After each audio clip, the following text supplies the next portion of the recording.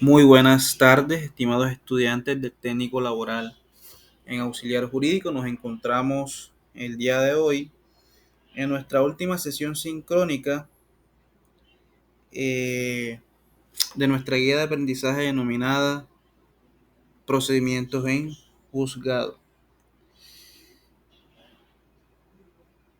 Entonces, en ese sentido, atendiendo a que hoy es la última clase, en clases anteriores o en sesiones sincrónicas anteriores, hemos inicialmente abordado la normatividad que regula eh, los procedimientos que se llevan a cabo dentro de un despacho judicial, eh, los principios por los cuales se deben regir o los cuales deben seguir a cabalidad los funcionarios de, de la jurisdicción, los funcionarios de un despacho judicial. Posteriormente, en, en la segunda sesión, conocimos de antemano eh, quiénes eran las personas o los funcionarios que hacían parte o que hacen parte esencial de la administración de justicia. Finalmente, en la clase pasada, pues abordamos todo lo relacionado con eh, las herramientas documentales con las que cuentan los despachos judiciales para el desarrollo de sus funciones y su labor, que es administrar justicia. Hablamos de los oficios, hablamos de las actas, hablamos de las providencias, hablamos de los autos, las sentencias que hacen parte pues, de las providencias, y también logramos establecer la importancia que tiene el TIVA para el pleno desarrollo de la actividad judicial, ¿sí? Entonces, en ese sentido, muchachos, el día de hoy, y atendiendo pues a que es la última sesión sincrónica, eh, y no está de más decirles que se les subió a la plataforma Q10 un tutorial, ¿sí?, de búsqueda de estados y procesos judiciales en la plataforma TIVA. Entonces, yo los invito a que vean dicho tutorial que fue creado por el suscrito y pues aprovechen lo que allí reposa. ¿Sí? Todas las ilustraciones que se hicieron en ese tutorial. Pues bien, el día de hoy ya nos vamos a trasladar, ¿sí? Vamos a empezar ya a salirnos un poco del ámbito que se, eh, que se lleva a cabo dentro de los despachos judiciales, y vamos a dirigirnos un poco a aquellas personas o sujetos procesales que utilizan o que son llamados o denominados usuarios de la administración de justicia. ¿Cuáles son esas herramientas que las personas que utilizan la administración de justicia, ya sean los apoderados, ya sean los usuarios, eh, tienen como herramientas para el pleno desarrollo de, de la solicitud de sus derechos? Hay que recordar algo.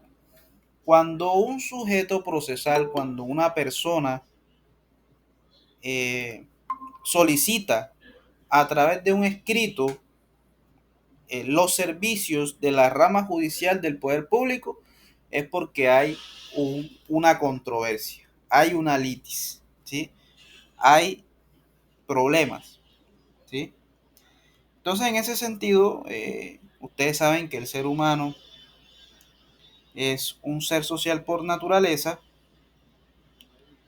y por ende, al asociarse o al estar eh, en constante desarrollo social con las demás personas, pues obviamente eh, va a entrar en conflicto. No faltan los conflictos.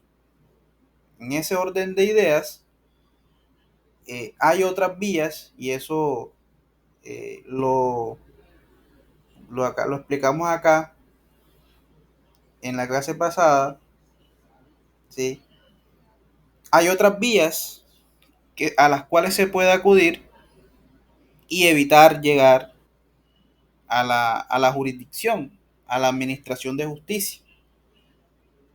Esas vías, las cuales ya hablamos, son los mecanismos alternativos de solución de conflictos, la conciliación, la transacción, ¿sí? El arbitraje, todos esos eh, mecanismos alternativos de solución de conflicto, pues obviamente pueden servir con miras a no llegar a la jurisdicción. Y eso ayudaría eh, en ese sentido, puesto que la administración de justicia está atiborrada de procesos judiciales, lo que se conoce popularmente como la congestión judicial. Entonces, no está de más mencionar que esos mecanismos alternativos de solución de conflicto pueden eh, brindar la oportunidad tanto a los sujetos procesales como a la misma administración de justicia, pues de mejorar ese servicio. Pero bueno, como no siempre se puede decir que se está en la disposición de acudir a estos mecanismos de solución de conflictos, pues obviamente la administración de justicia está presta para, eh, para, para servir a la comunidad.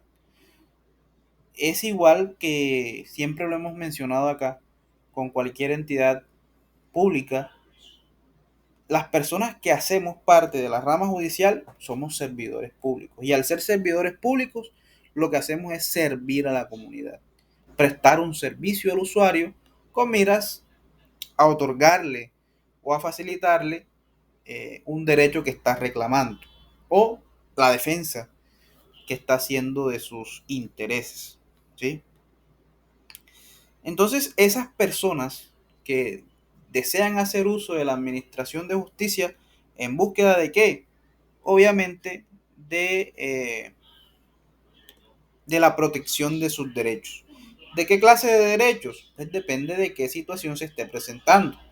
Puede ser de índole civil, ¿sí?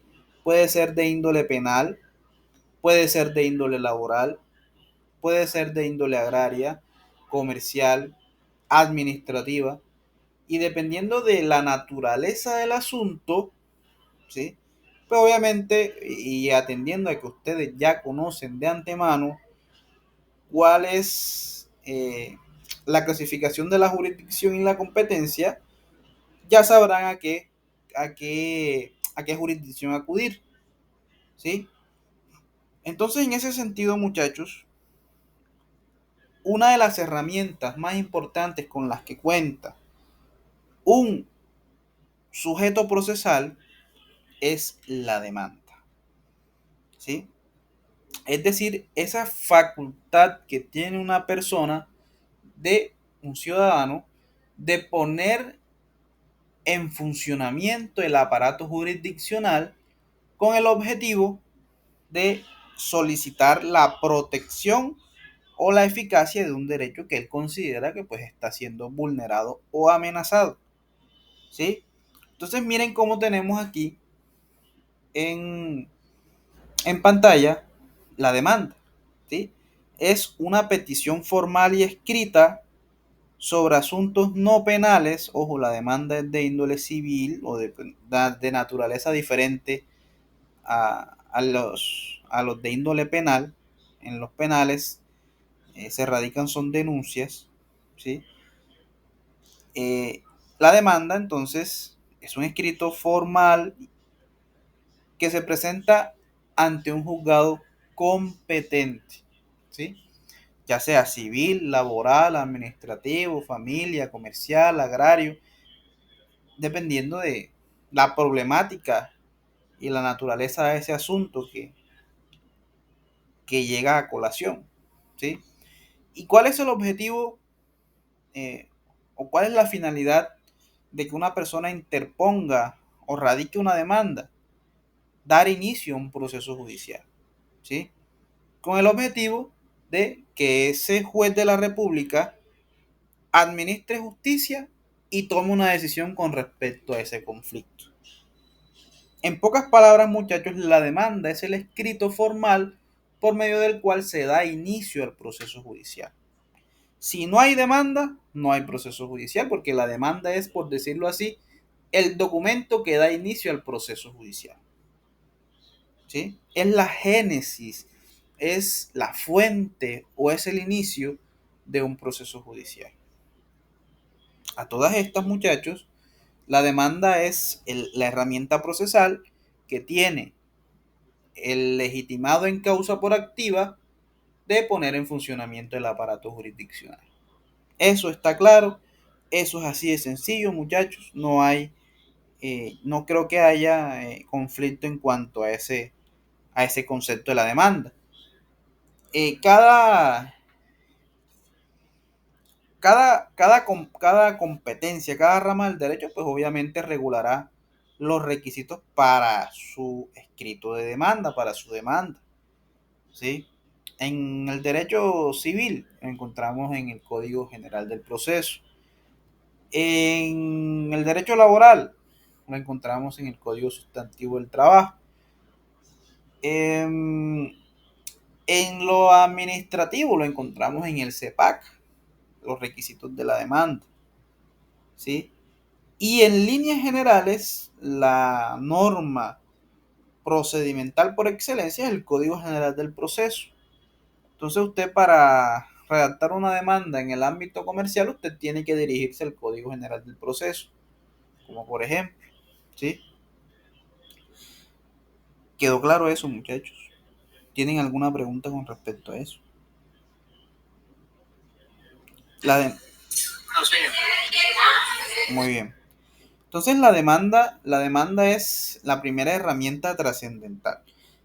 Aquí no vamos a ahondar en el asunto con respecto a cómo se proyecta una demanda, cómo se sustancia una demanda, cómo se realiza una demanda, porque yo presumo que ya ustedes, en aplicación del Código Civil y Código General del Proceso, ustedes eh, aprendieron cómo se redacta un escrito de demanda y cómo se debe presentar ante los estrados judiciales, ¿sí?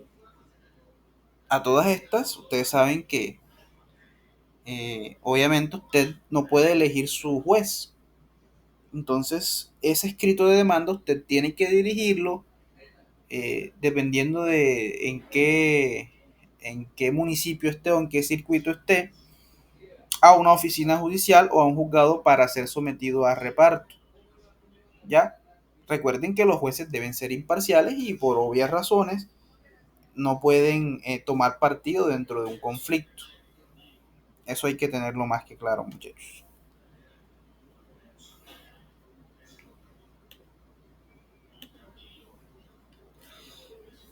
Aquí, pues, en las diapositivas, como aporte importante, vemos que en el artículo 82 del Código General del Proceso encontramos los requisitos de la demanda. Eso ya ustedes lo saben de sobremanera. Bien, muchachos, entonces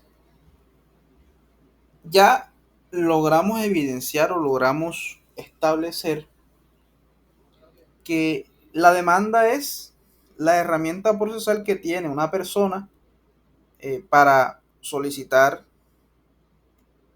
que se proteja un derecho, ¿sí? También conocido como el ejercicio del derecho de acción, ¿sí? Poner en conocimiento a un juez de la República o a la rama judicial del Poder Público que tenga un conflicto y que necesito que me lo solucione. Pero el hecho, ¿sí?, de que una persona inicie un proceso judicial no le otorga la verdad final, ¿sí? Y como estamos en un estado social de derecho, ¿sí? En un estado social de derecho se deben respetar las garantías procesales y la oportunidad de defendernos de las acusaciones que hacen las demás personas y que nos pueden afectar a nosotros, ¿sí? En ese orden de ideas, así como una persona tiene las herramientas procesales para solicitar a un juez de la República que se proteja un derecho, ante esa situación jurídica de que la persona quiere que le respeten su derecho, aquella persona que se encuentra en el bando contrario, ¿sí? O quien es la persona contra la cual se dirige esa demanda, también se le debe otorgar un plazo procesal, ¿sí? Se le debe otorgar la oportunidad procesal para poder defenderse de las acusaciones que le hace la contraparte, ¿sí? Y es allí entonces donde aparece la contestación de la demanda, ¿sí? Y entonces es allí donde uno menciona, donde uno afirma que si en la demanda yo tengo como herramienta petitoria, ¿sí? Las pretensiones de la demanda, hay un acápite o hay una herramienta procesal en donde podemos nosotros oponernos a la prosperidad de esas pretensiones, que ya lo vamos a explicar ahorita más adelante. ¿Qué busco yo con una contestación de demanda? La finalidad o el objetivo trascendental es oponernos y defendernos de las acusaciones de una persona cuando yo considero que esas acusaciones son injustas, ¿sí? Si yo considero que la persona que me está demandando no tiene razón o no le asiste razón total o parcialmente, yo tengo la oportunidad procesal o una herramienta procesal para defenderme de esas acusaciones. Incluso aún sabiendo, ¿sí? Porque hay que mencionarlo, aún sabiendo que de pronto no tengo la razón como demandado, yo puedo realizar todos los actos procesales para tratar de lograr el mal menor, ¿sí? O el menor mal. Entonces, en ese sentido, tanto la parte accionante, la parte demandante, como la parte demandada, tienen la oportunidad procesal para atacarse mutuamente, ¿sí? Para defenderse de esas acusaciones. Entonces, en ese sentido, como lo hemos dicho, la demanda es la oportunidad que tiene el demandante de ejercer su derecho de acción. La contestación de demanda es la herramienta procesal que tiene el demandado de ejercer su derecho a la contradicción, a controvertir los alegatos y las pruebas, con pruebas que le aporta, ¿sí?, al proceso judicial el demandante. Lo que diga el demandante no es palabra sagrada. Usted puede controvertirlo. Y entonces, ¿qué herramientas tiene un demandado para defenderse? Muchas herramientas, tanto formales como de fondo, ¿sí? Entonces, en una contestación de demanda, por ejemplo, yo puedo pronunciarme con respecto a los hechos, al suceso fáctico. Puedo manifestar si es cierto, si no es cierto, si no me consta.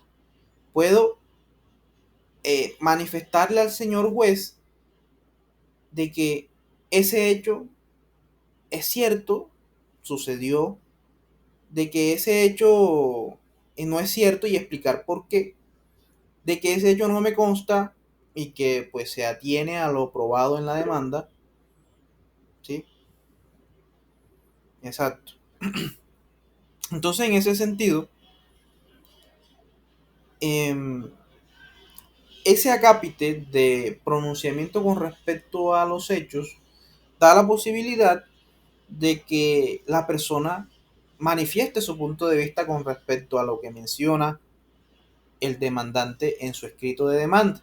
Si es cierto, si no es cierto o si no le consta.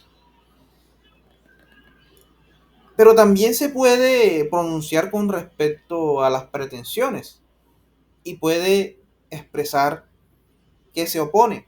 Por ejemplo, me opongo a que prosperen las pretensiones del demandante por X, por Y motivo, ¿sí? Pero dentro de una contestación de demanda, muchachos, la parte trascendental, o diría yo lo más importante, una contestación de demanda, son las excepciones, ¿sí? ¿Alguien sabe qué son las excepciones? ¿Quién me dice? ¿Cuántas clases de excepciones existen?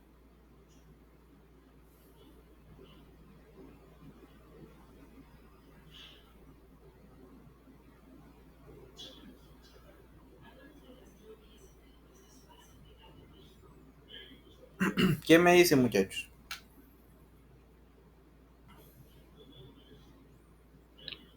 Profe, Sí. las excepciones constituyen una herramienta que otorga el ordenamiento jurídico para que el demandado pueda ejercer su derecho de contradicción y defensa. O sea que, como quien dice que el demandado se oponga a lo que le digan ahí en la demanda. A ver, no tanto que se oponga, sino podríamos decir, que la herramienta procesal que tiene el demandado para atacar las pretensiones. Una cosa es pronunciarme y decir me opongo, no me opongo, y otra cosa es atacarla, ¿sí? ¿Cómo ataco yo una pretensión? Con una excepción. ¿Qué clase de excepción? Una excepción de fondo, ¿sí? ¿Por qué digo específicamente una excepción de fondo? Porque hay otras clases de excepciones que son las excepciones previas. Y las excepciones previas eh, solamente atacan la formalidad del proceso. Pero cuando hablamos de excepciones de fondo, de mérito, que son las mismas, ya estamos atacando directamente a las pretensiones, ¿sí? Ya no me estoy pronunciando, ya estoy atacándolas. ¿Cuáles pueden ser las pretensiones? Por ejemplo, el pago de lo no debido, el cobro de lo no debido, perdón, el pago total de la obligación, la tacha, ¿sí? La tacha, entre otras, o el pago parcial de la obligación también puede ser otra excepción, ¿sí? Entonces, en ese sentido, muchachos, eh, es la manera en la cual, o la herramienta procesal que tiene el demandado, pues, de atacar las pretensiones, ¿sí? Está claro que así como el demandante tiene todas las herramientas procesales, ¿sí? Para defenderse, para solicitar la protección de un derecho que siente que está amenazado, que está en conflicto, también el demandado tiene la oportunidad procesal y las herramientas para defenderse a través de lo que se conoce como la contestación de la demanda, ¿sí? Y tiene la posibilidad de aportar pruebas, tiene la posibilidad de aportar fundamentos de derecho, explicarle al juez mediante normas por qué le podría asistir la razón en cuanto a la prosperidad de sus excepciones. Y obviamente, si una persona no cuenta con recursos económicos para ejercer su defensa, no solamente hablando en lo penal, sino en otros aspectos, el Estado tiene la posibilidad y le otorga un defensor público que le asista en, en su representación. ¿Quedó claro, muchachos? ¿Tienen alguna pregunta?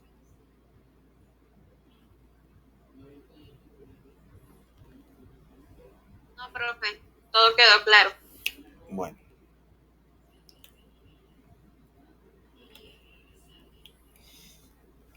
Bien, dentro de un proceso judicial, muchachos,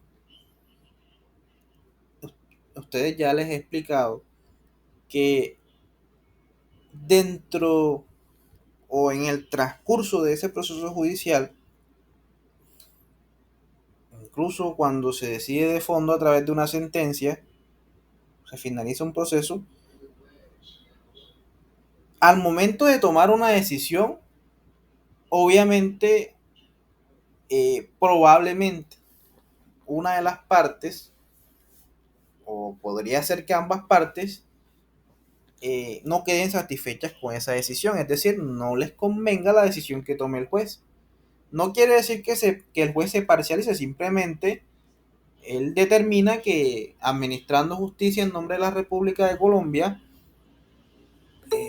que le asiste la razón eh, al demandante o al demandado, sin parcializarse, atendiendo a las pruebas aportadas y a los argumentos que pues ellos tuvieron en sus etapas procesales.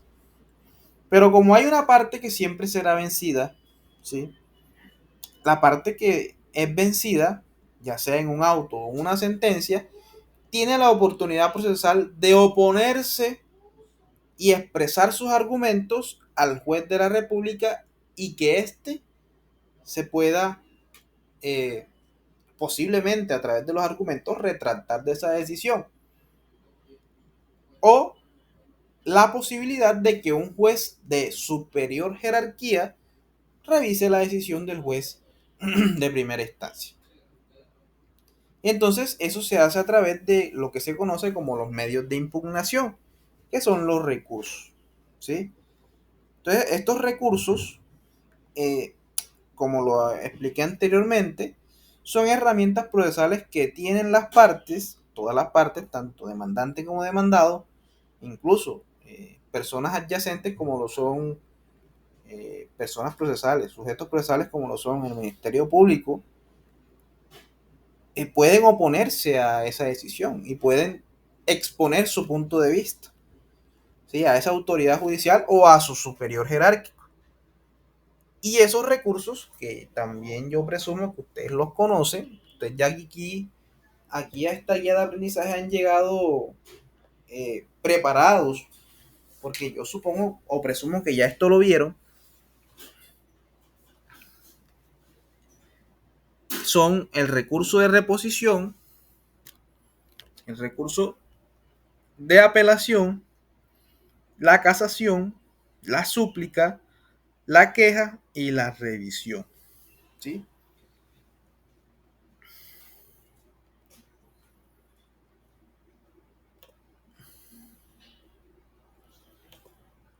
Entonces, si nosotros empezamos a explicar cada uno de estos recursos, nos encontramos que el recurso de reposición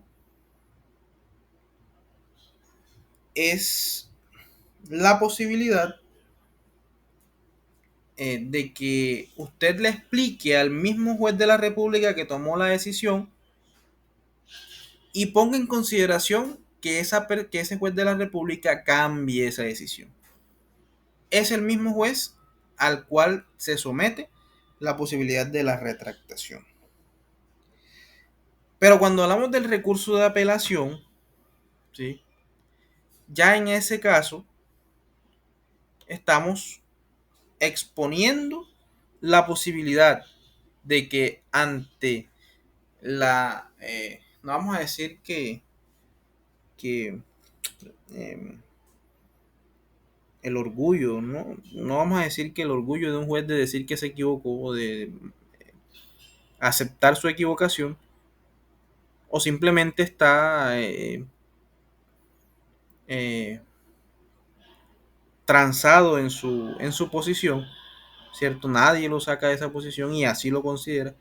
Puede ser un juez de superior jerarquía que pues considera el suscrito que debería tener más experiencia y un conocimiento un poco más amplio, pues revise esa sentencia de ese juez que tomó la decisión Eso a través del recurso de apelación.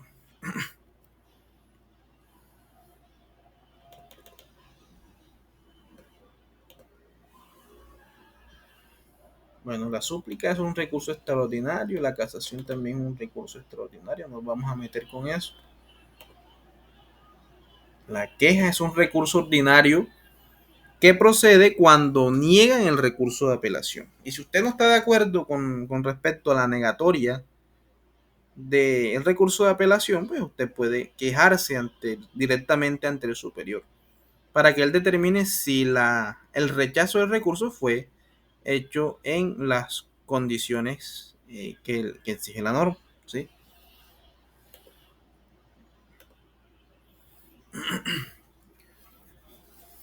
Pues bien,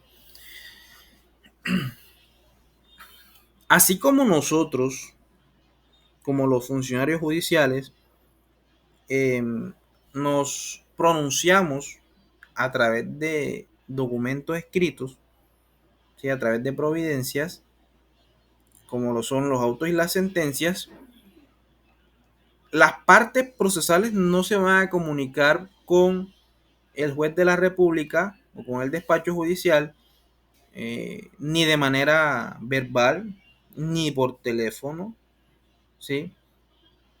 El medio o la herramienta procesal para que un abogado, para que un representante, incluso cuando sea del caso, un usuario se comunique, ¿sí? O solicito, desea hacer una solicitud al despacho judicial, es a través de los memoriales. ¿Sí? Un memorial es un escrito en donde se vierten las solicitudes hacia una o dirigidos hacia una autoridad. ¿Sí?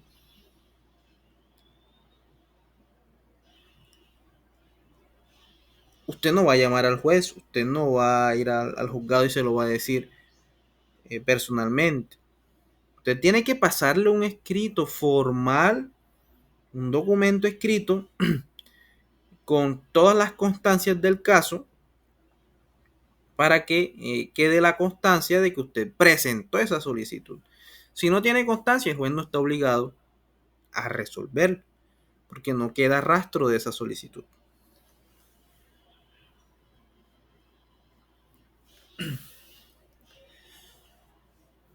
Bien, otra de las herramientas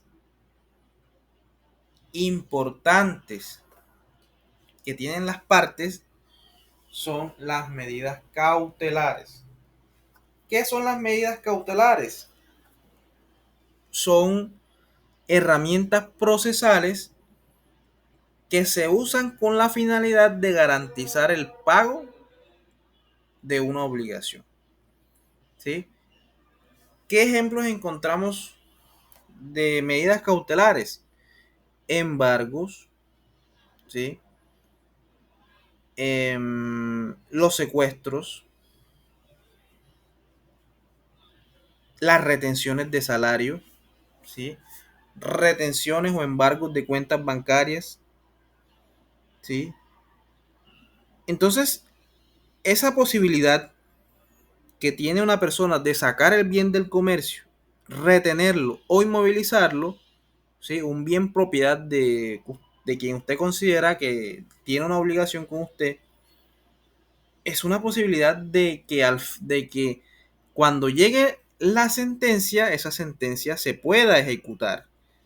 Esa sentencia se pueda, eh, no quede para enmarcar, vamos a decirlo así, sino que se pueda hacer efectivo el pago a través de, eh, de dineros o de depósitos judiciales.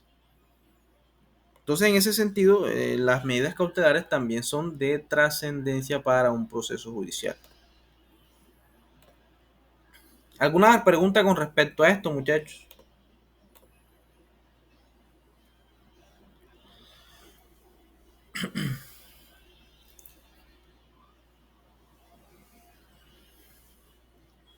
¿Todo claro?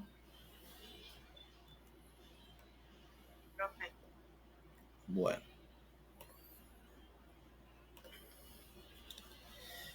Bueno, ya en este caso, muchachos, ya pues estamos llegando al final de nuestra clase, porque este es el tema cumbre de la clase del día de hoy, y son las notificaciones, ¿sí? Esto de las notificaciones, es decir, poner en conocimiento lo que se decide o la existencia de un proceso judicial, ¿sí? Del auto emisorio de la demanda, etcétera, etcétera. Hoy en día ha cambiado a través de la expedición de la ley 2213 del 2022, ¿sí? ¿En qué sentido? No quiere decir, y quiero que esto quede claro, no quiere decir que lo consignado en el artículo 291 y 292 y subsiguientes del Código General del Proceso ha sido derogado. Eso no es esa no es la finalidad de, de la virtualidad o lo que se conoce como la ley de virtualidad para los procesos judiciales. No, es la posibilidad de que esas herramientas procesales, esas herramientas virtuales, perdón, hagan más rápido el proceso. Y es, podríamos decir, no vamos a decir que la excepción, sino que si usted tiene la posibilidad de utilizar esos medios tecnológicos como cuáles, como el correo electrónico, por ejemplo, ¿sí? Usted los utilice en vez de realizar el procedimiento que se encuentra en el Código General del Proceso. Por ende, ¿sí?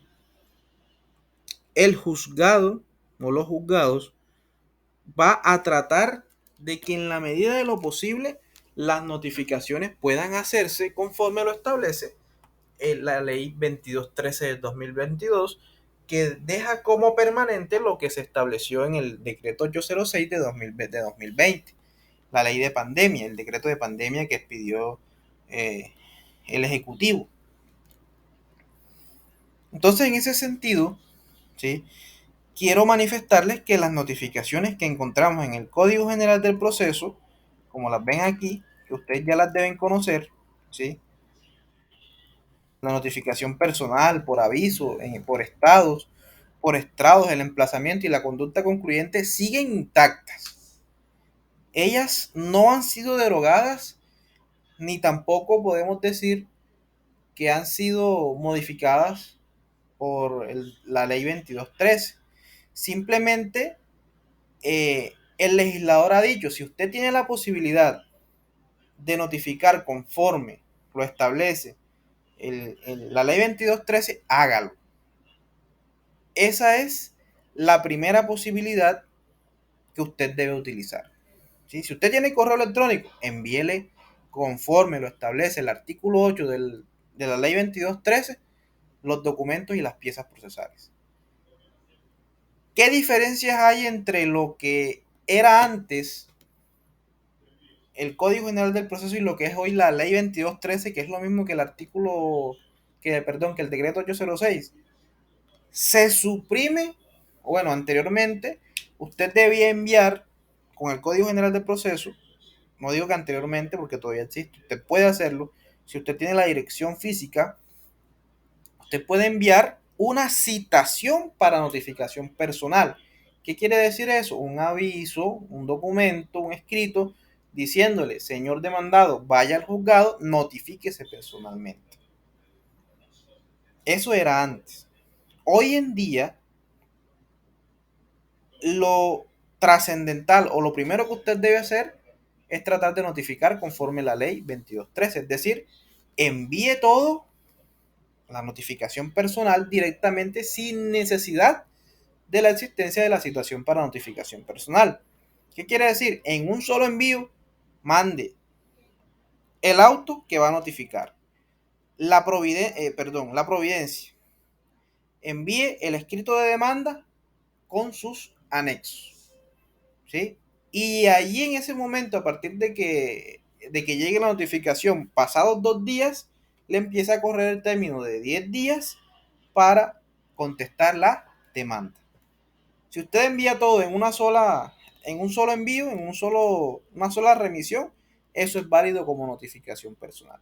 Entonces ya usted no tiene que esperar 5 días, 10 días si vive por fuera de la ciudad o 30 días si vive por fuera del país, sino que usted directamente lo envía a la cuenta del correo electrónico y le empiezan a correr los términos. Pasados 2 días. ¿Sí? Esa facilidad la trae la ley 22.13. No quiere decir que usted no la pueda hacer bajo los parámetros del Código General del Proceso. Eso es para dar celeridad al proceso judicial. Si usted cuenta con la dirección física, hombre, envíe todo de una vez y se entiende notificado al día 10, pasados 2 días desde que llega el escrito. Es decir, ya no hay necesidad de que la persona vaya al juzgado a notificarse personalmente. Esa es la novedad que trae la ley 22.13 con respecto a las notificaciones. Se suprime lo que se conocía anteriormente como la citación para notificación personal. No quiere decir que no se pueda hacer, porque todavía está vigente el Código General del Proceso. Entonces, en ese sentido, muchachos, dejamos por sentado que toda providencia debe notificarse. Si no se notifica la providencia, no va a surtir efecto jurídico. Eso está claro. Y los pormenores de la notificación, ustedes ya las conocen, ¿sí? Porque ustedes ya vieron aplicación del Código Civil y Código General del Proceso. Solamente quería dejar claridad con respecto a la novedad de la ley 22.13 de 2022. Finalmente, ya para ir finalizando nuestra clase, no está de más hacer alusión a lo que se conoce como el TIVA, ¿sí? Por eso los invito a que vean el tutorial que se encuentra en la plataforma Q10. ¿Qué vamos a encontrar en el TIVA? El TIVA lo es todo hoy, ¿sí? Vamos a encontrar los estados, vamos a encontrar en la página de la rama judicial también, que es otra cuestión importante, va a encontrar relación de pago de títulos judiciales, van a encontrar los expedientes judiciales en el TIVA, ¿sí? Van a poder consultar la existencia de procesos judiciales tanto por cédula de la persona como por el mismo radicado del proceso. Entonces, muchachos, yo los invito a que, por favor, vean ese tutorial y aprovechen lo que está consignado ahí. Entonces, muchachos, espero que haya sido este curso muy satisfactorio para ustedes. Aprovechar todas las herramientas que pues aquí se les suministró por parte del suscrito, atendiendo a que pues pertenezco a la rama judicial y me es más fácil mencionarle todas estas herramientas que contamos, con las cuales contamos en los despachos judiciales. Entonces, muchachos, como lo dije al inicio de la clase, esta es la última semana, esta es la última clase. En contados minutos o más tarde estaré subiendo el examen final y recuerden que para poder subir todas las notas deben realizar el pago de la guía de aprendizaje. Entonces, en ese sentido, muchachos, dejamos por finalizada la clase del día de hoy, la guía de aprendizaje. Que haya sido provechosa y nos vemos en una nueva ocasión, muchachos. Un gusto haberlos conocido. Que tengan un feliz resto de tarde.